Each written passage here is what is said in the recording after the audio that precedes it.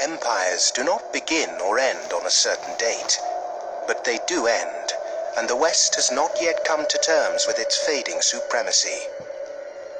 At the end of every empire, under the guise of renewal, tribes, armies, and organizations appear and devour the heritage of the former superpower, often from within.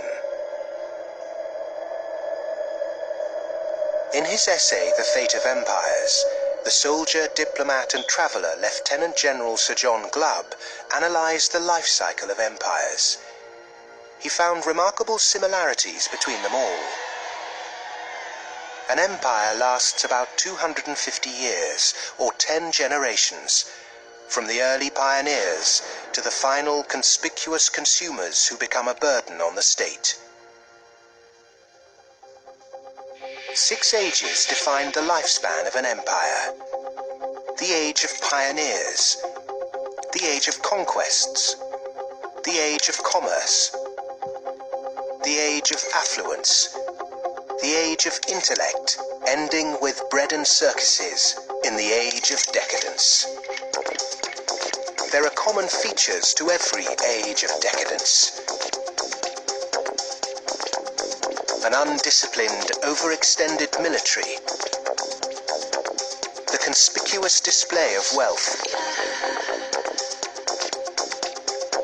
a massive disparity between rich and poor, a desire to live off a bloated state, and an obsession with sex.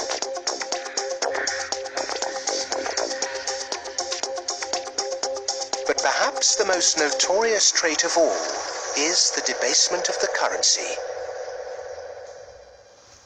The United States and Great Britain both began on a gold or silver standard, long since abandoned.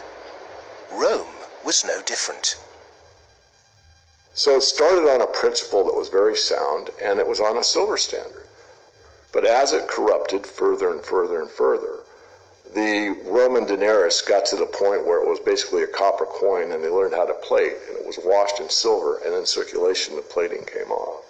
And at the end, all the senators that really did at one time represent the people only were interested in representing how much wealth they could steal at the top.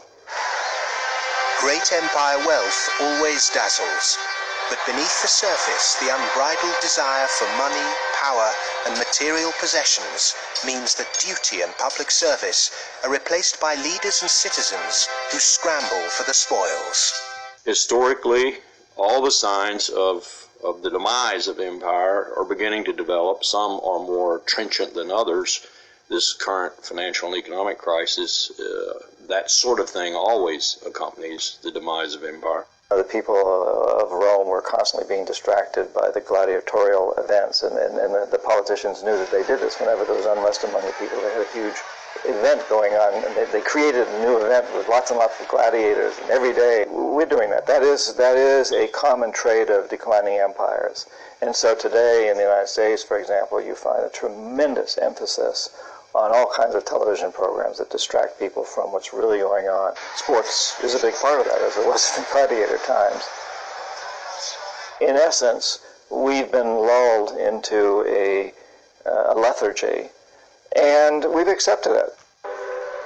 Just as our sports stars today earn vast sums, so did Roman charioteers. In the 2nd century, one by the name of Gaius Apuleius Diocles amassed a fortune of 35 million sesterces in prize money, equivalent to several $billion today.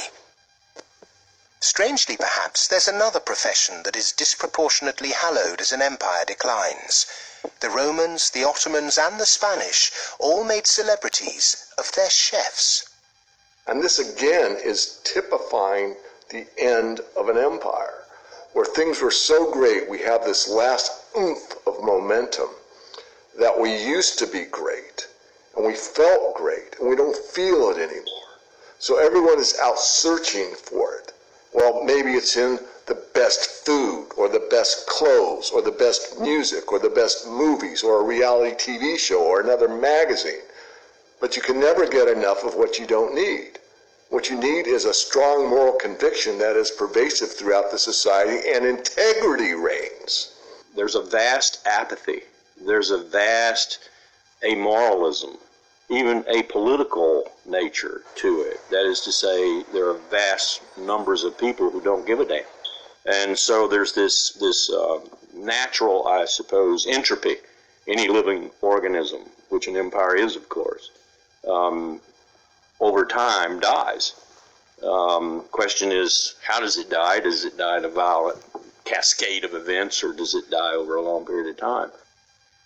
The baby boomer generation were born into this age of decadence.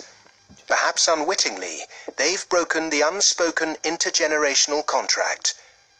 Through unfettered consumerism, spiraling house prices, and a desire for eternal youth, the baby boomers have squandered future generations' inheritance. My generation, the generation right after my generation, I think we forgot that little phrase in the preamble to our Constitution, which says, and our posterity. All of a sudden it became us, period.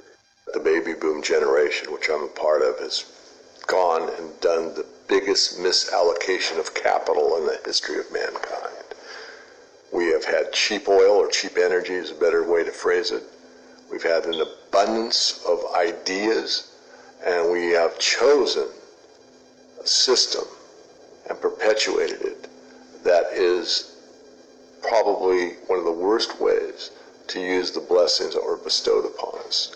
And we are going to pay a price for that.